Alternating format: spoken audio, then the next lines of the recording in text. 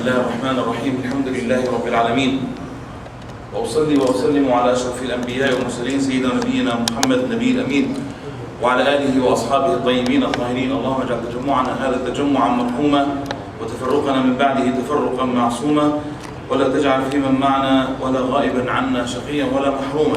اغفر لنا ذنوبنا وكفر عنا سيئاتنا وتوفنا مع الأبرار. اللهم اغفر لنا وارحمنا وعافنا واعف عنا وتقبل منا إنك أنت السميع العليم وتب علينا يا مولانا إنك أنت التواب الرحيم. Brothers and sisters, Assalamu alaikum wa rahmatullahi ta'ala wa barakatuh. Jazakumullah khair for coming and joining us again with the series of the companions of the Prophet sallallahu alaihi wasallam.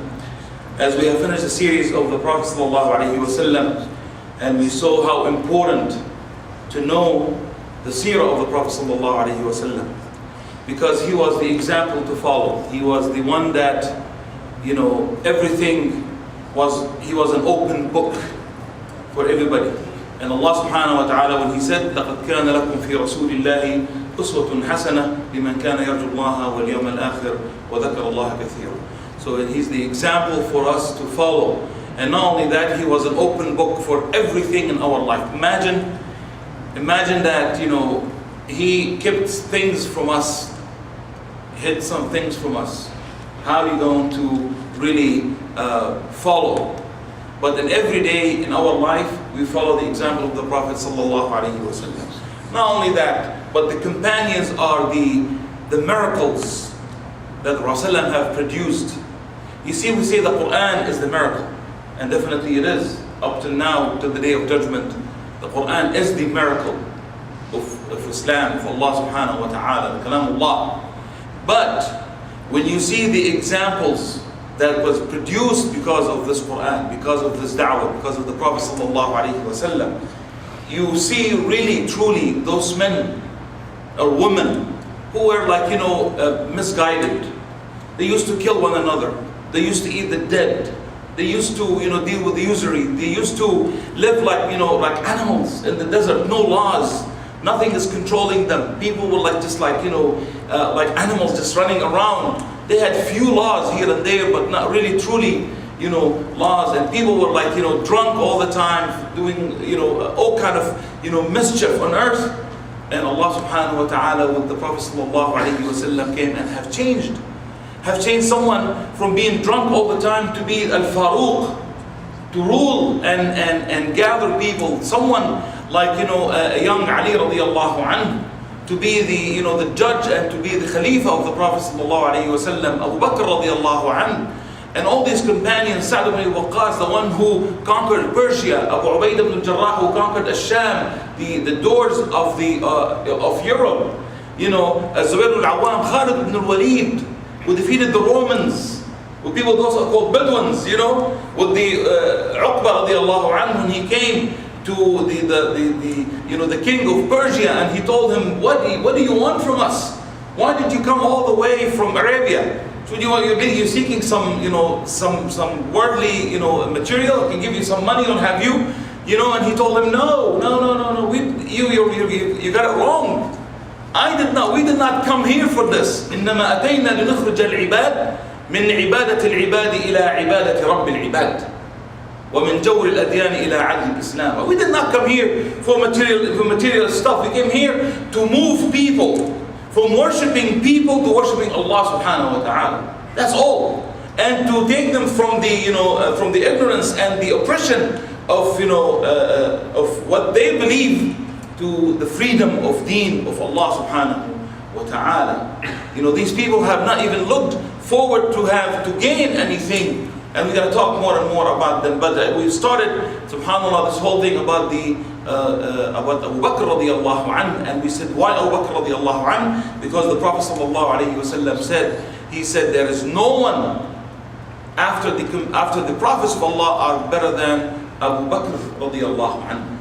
No one. He said, أثبت الناس إيمانا أبا بكر, is the most who has a strong faith is Abu Bakr, is the one who has strong faith is Abu Bakr. He said, I never talk to anyone about Islam, but they always tell me, wait, give me some time, let me think about it. إلا أبا بكر, He never ever had any hesitance in his heart. And he told us, Abu Bakr radiallahu anhu, when they asked him, they said, Man ahabbu al-nas ilayk? Amr ibn al-As asked Abu Bakr radiallahu anhu, asked the Prophet sallallahu, he said, Man ahabbu al-nas ilayk? Qala Aisha. They thought he's going to say what? Some of the companions. He said, Aisha, my wife. You know, he wasn't ashamed. Now we say, who's the most beloved one to you? Oh brother, I cannot really tell you.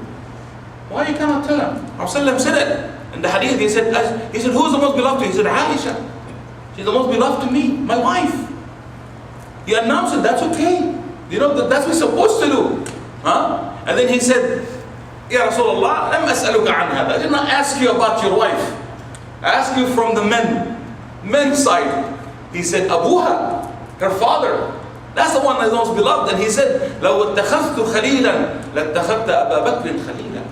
If I wanted to take a true beloved one, I would have taken Abu Bakr, but Allah subhanahu wa ta'ala huwa khalili. So definitely there is no comparison. When you want to take Allah subhanahu wa ta'ala as your beloved one, there is no way you can take anyone else. But he said, I would have taken Abu Bakr radiallahu anhu. That's why, and Abu Bakr, as we said before, last week, we said that when he became a Muslim, in the first 7 days, he brought to Islam 6 of the companions who were actually the glad tidings of Jannah, were giving the glad tidings of Jannah, Mubashareen bil Jannah, 6 of them. Sa'd ibn Waqqas radiallahu anhu, Abdurrahman ibn Auf, Uthman ibn Affan. Can you believe Uthman ibn Affan was one of the people that was guided by Abu Bakr radiallahu anhu? So every time you open the Quran and you recite from the Quran, who collected the Quran the first time? Who? Abu Bakr. My God, man, where is your chair, man? I wanted to bring your chair next to me here. Remind me next time, you need to come next to me. Abu Bakr, by the way, wasn't Uthman the first one who collected the Quran? Uthman gathered the people to read from one mushaf. You see, that's 2 different ones. Abu Bakr radiallahu anhu, because of the killing, a lot of companions started being killed during the Harb al-Ridda, the fight against those who rejected Islam. So he wanted to collect, so he started asking the companions. And by the way, he was one of the first people who memorized the Quran. Abu Bakr radiallahu anhu. A lot of people don't know that. By the way, not all the companions memorized the Quran. But he was one of the first who memorized the Quran. He was the one who loved the truth. Loved the truth. That's why he spent the first 7 days. I asked people, how long have you been a Muslim? How long you've been going da'wah and going around and all that? How many people do you bring to Islam? And how much, it's not like just bringing people to Islam, but how much beneficial these people become to Islam. We see a lot of faces come here, they say Ash-Shahada, we say Nala Takbir, and they leave. And we don't see them after that. What happened? Where are they? You see all these 6 he brought to Islam. Sa'd ibn Waqqas, 14 years old. He opened Persia. Abu Ubaidah Amr ibn al-Jarrah, he opened Ash-Sham. Uthman ibn Affan, he was the financial institution of the Prophet sallallahu alaihi wasallam. Anytime he wants something, Ya Uthman, labbaika ya Rasulullah. No problem. He was the open pocket for the Prophet sallallahu alaihi wasallam. Abdurrahman ibn Auf, he was the another financial institution for that. Az-Zubair ibn al-Awwam, he was like Khalid ibn Walid radiallahu anhu. Not only that, but he did not leave even the slaves. Bilal radiallahu anhu. Bilal. Umar radiallahu anhu is saying, Abu Bakr Sayyiduna wa a'taqa Sayyidana.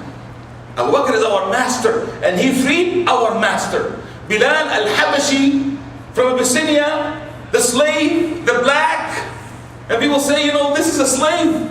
He's the one became Mu'adhin al-Rasul sallallahu alayhi wa sallam. Look, by Islam, Allah subhanahu wa ta'ala, how much he elevate Bilal radiallahu anhu. Stick with Islam, Allah subhanahu wa ta'ala will elevate you.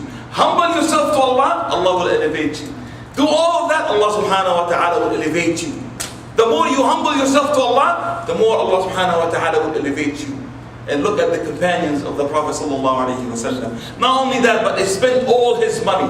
When he became Muslim, he had 50,000 dirham. When Rasulullah died, he had only 5,000. 45 almost he spent for the sake of Allah subhanahu wa ta'ala. And we said that when the time of Hijrah happened, he was hoping to go with the Prophet sallallahu alayhi wa sallam. And then all of a sudden, Rasulullah came to him and he said, Ya Abu Bakr, Allah subhanahu wa ta'ala have given me the permission to migrate. أهاجر. قال الصحبة يا رسول الله. فقال الصحبة يا بكر. This is the moment of the truth. You're going not in a good journey, going for a camp, 3 days and come back, or going for for a vacation for a couple of days. No, that was the trip of death. That was the journey of suicide. That's the journey of death. 100 camels. If they catch you or catch Muhammad sallallahu alaihi wasallam, you're dead. It doesn't matter. He said alive or dead. Abu Sufyan announced that at the Kaaba. He said Muhammad wa sahibuhu wa hurayqin. 3 people. Bring them live or dead. You have the 100 camels. Doesn't matter. We just want to finish them. 100 camel. What did he do? He took all his money with him. Did not leave anything. And he had 5 kids in the house. Asma wa Abdul Rahman wa Abdullah wa Aisha wa Muhammad. All these were in his house.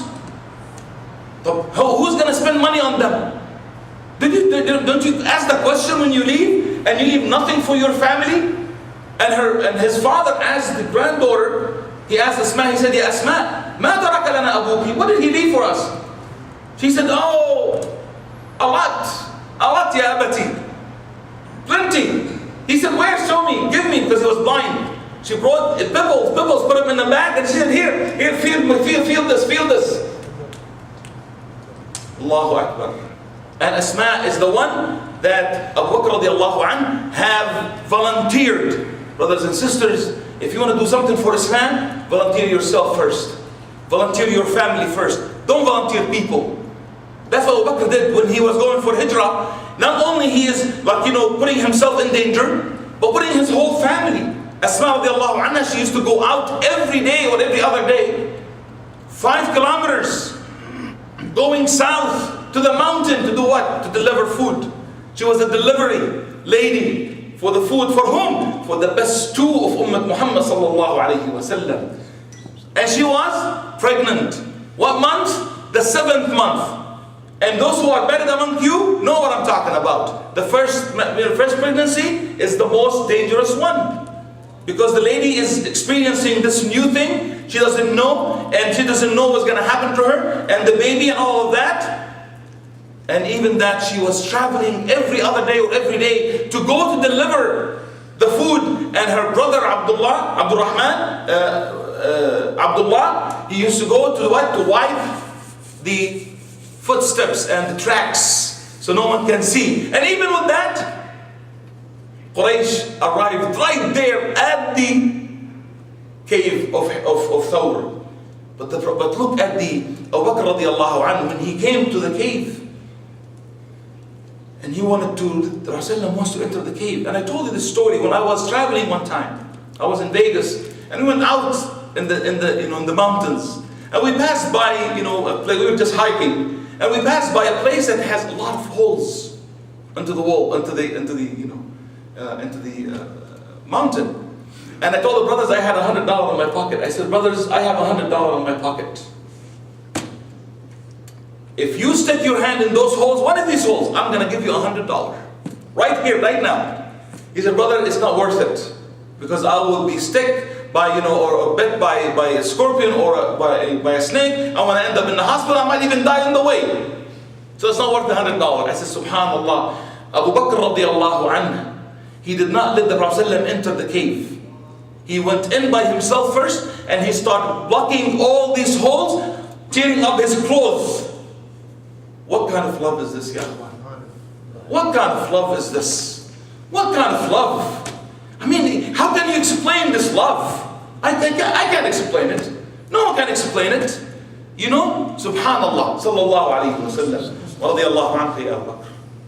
He came himself bucking, and then he said that nothing left, of me, because I need of my clothes.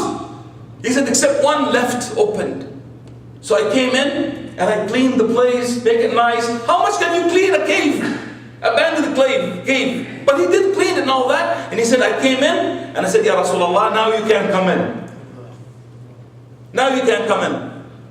So he came, he said it was very, very tight. So the Prophet ﷺ and Abu Bakr was afraid that something going to happen to the Prophet ﷺ, that hole still open. So what he did, he put his foot against it.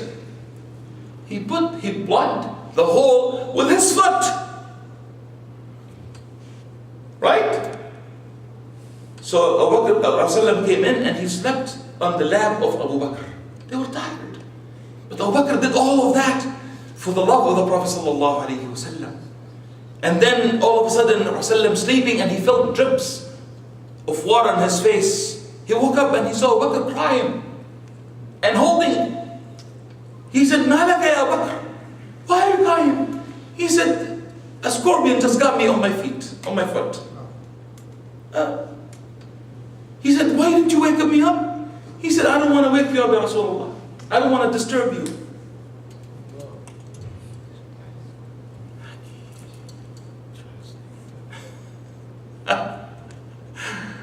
I don't want to disturb you, Ya Rasulullah. He said, show me that. So he showed it to him. He spit on his hand, put it on it. Gone.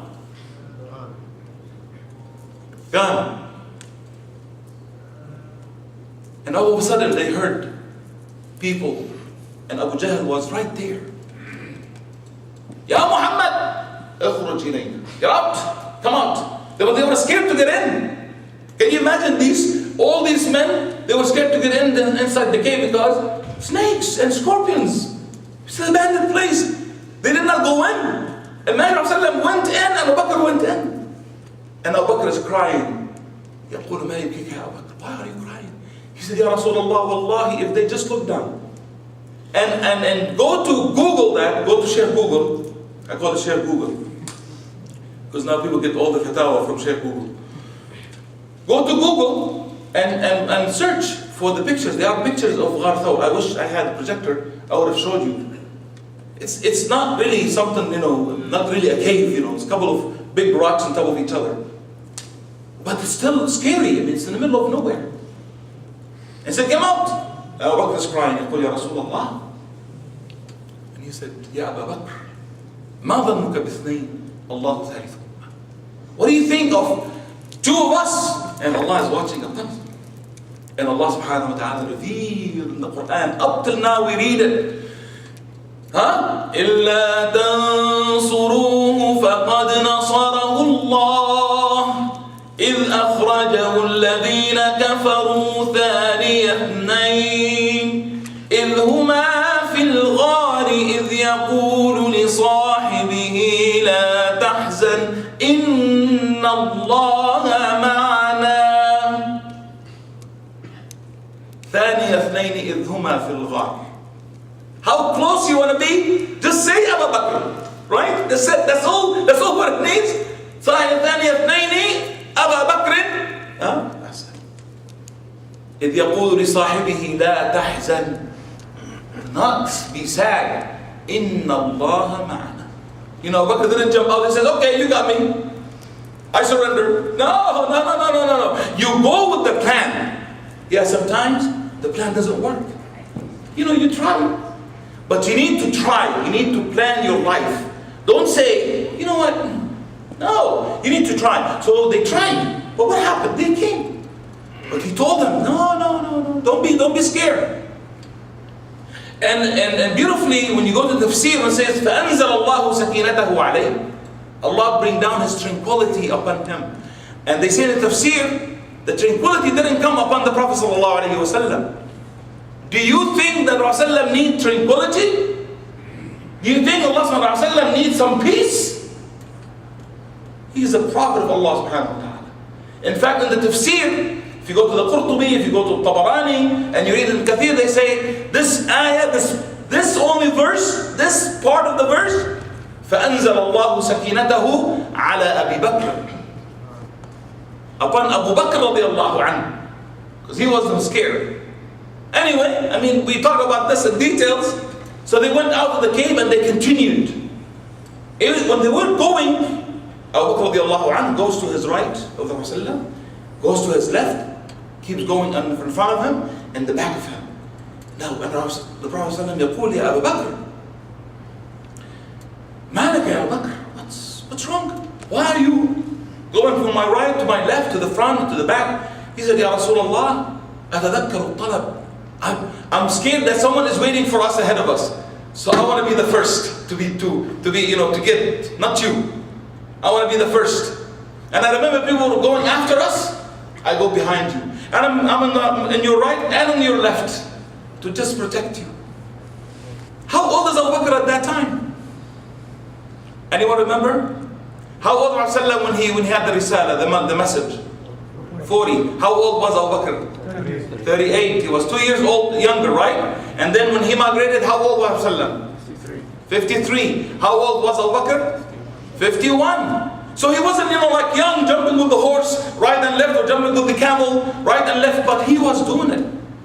And Rasulullah looked at him and he said, Ya Abu Bakr, أتحبني يا أبو بكر? Do you love me? قال يا رسول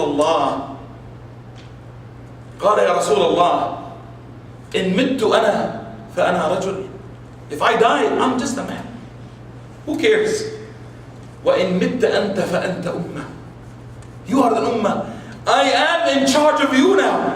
Can you imagine? The whole ummah of Muhammad ﷺ is with Abu Bakr radiallahu anhu. You see, that's not the first time. I'm going to remind you about the second time will happen. The first time he is protecting the Prophet ﷺ, and then the day he died, who protected Islam? Abu Bakr radiallahu anhu. يقول العلماء يقول رجلين, two men in the history of Islam. If they did not stand for Islam, Islam would have changed. Now Muslim Islam, أبا بكر في حرب الردة وأحمد بن حنبل في خلق القرآن. That was another story about what happened to Ahmad ibn Hanbal, one of the ulama of fuqaha al-arba'a. But Abu Bakr radiallahu anhu was the one who protected the core of Islam at that time after the death of Rasulullah. Look, he is protecting the Prophet now. And he passed till they became so thirsty. So they passed by a shag, a small tent. A woman was there with a goat. He said, Ya Bakr, go and get some permission to get something to drink. I'm thirsty. He came and he said, Ya Rasulullah, this goat is done. No milk. Rasulullah came and he just wiped on top of the back of the goat. And Abu Bakr yaqul, I kept milking that sheep. Subhanallah. That's the story of Ma'bad. There's another one. We talked about that in the seerah of the Prophet ﷺ. She said, I saw a miracle and I didn't know who's this man. And I asked Abu Bakr, he said, who's this man with you? He's the blessed man. Who's he? Abu Bakr could not tell her who was he. He said, هذا الذي يدلني الطريق. He said, this is the man who guided me the way. Now you can understand it any way you want it. Right? He didn't lie. He said, this man is guiding me. The road, he's show me the road. That's true. Smart. So he milked and he wanted to take it to the Prophet ﷺ. Now, Ya Abu Bakr, you're thirsty too. Right? Take some sips. He said, لا أشرب حتى يشرب رسول الله. I will not drink. Rasulullah drink. So he said, I gave it to Rasulullah. He said, فشرب رسول الله حتى ارتويت. He said, Rasulullah started drinking. He finished till I felt that I am done. That I am the one who drank the milk. As if I squished in my thirst. Look at the love of the Prophet ﷺ. They arrived into Medina. Now again, that's another story of Medina. We talked about that with Rasulullah. But I'm going to talk about Abu Bakr radiallahu anhu. When he arrived to Medina, remember what he was doing? He was ahead of him, he was behind him, he was to the right, to the left. When he arrived to Medina, he didn't know how people of Medina is going to receive him. So you want to make sure if someone is waiting there to attack Prophet or something going to happen, he should be in the front. So he was in the front when he came. So the people of Medina didn't know the Prophet. They haven't seen him. They just heard about him. To tell you, look at the closeness of Abu Bakr to the Prophet ﷺ. When they used to walk next to each other, subhanAllah. So he was ahead of him. The people of Medina, they came and they said, Assalamu alayka ya Rasulullah. Now look how Abu Bakr is being what? Now put on the spot. People are saying, Assalamu alaikum ya Rasulullah.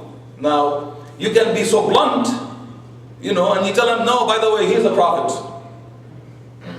Huh? But you can have that manners, the adab.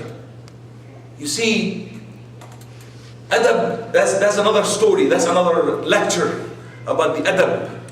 Adab al-mu'amala, adab al-din. The adab. يقول أحد التابعين, when he studied under Malik ibn Anas رضي الله عنه, he said, I studied under him for 20 years.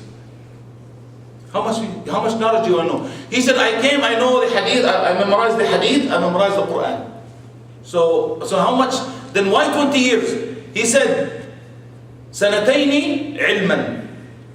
2 years knowledge. I just want to put things in perspective, and he's teaching me how to do that. والباقي خلقا وأدبا. He said 18 years خلق and adab. 18 years to learn how to, he said, even the etiquette, how to sit down and speak, and when to speak and when not to speak, and what to say, what not to say. This is the way that we need to teach ourselves and our children.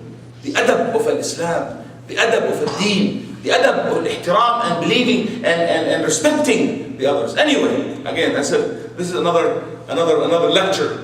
Subhanallah. So, how is he going to deal with that? People are saying, Assalamu alaikum Rasulullah. Didn't say anything. Didn't say, oh, by the way, I am the Prophet. Okay, this is not him. He didn't say anything. So Bakr radiallahu anhu came and he grabbed his gown and he came and he shaded the Prophet sallallahu alaihi wasallam. He didn't say anything, he just shaded him. What does that mean? Allahu Akbar. Adab.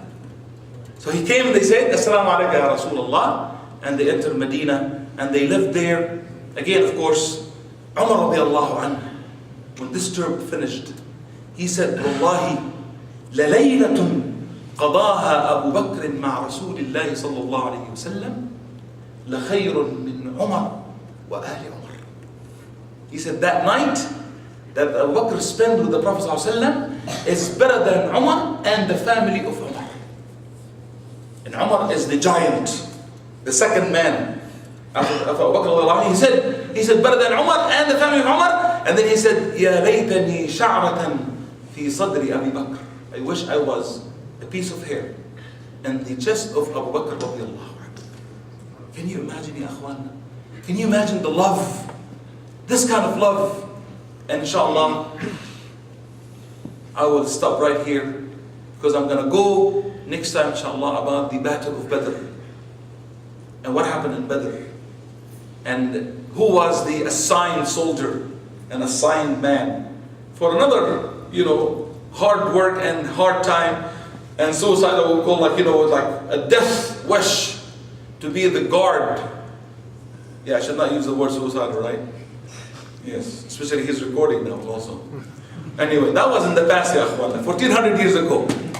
Anyway, so that mission that was chosen, that man was chosen to protect the Prophet sallallahu alaihi wasallam. Again, you see how many times that was the first time was in Hijrah. In fact, the first time, if you remember, when he pushed the people around the Kaaba, when they were like pushing the Prophet ﷺ around, he said, أَتَقْتُلُونَ رَجُلًا أَنْ يَقُولَ رَبِّيَ اللَّهِ. You're beating or you're killing someone that he says, Allah is my Lord. And they left the Prophet ﷺ alone and they came and they started beating up Abu Bakr radiallahu anhu. And the second one was Al-Hijrah. And the third one is the Battle of Badr. And what happened in the Battle of Badr? We're going to continue with that inshallah. I want to cut it short today because we have our guests coming from out of town, all the way from Ardul Kinana, from Egypt. When you say Egypt, say I'm Egyptian. So the brothers inshallah would like to request them to give a few words inshallah of tadhkir bi'idhnihi ta'ala. Jazakumullah khairan. Please have a seat, don't go anywhere. Listen to the brothers inshallah. Tfaddal ya akhwan. Jazakumullah.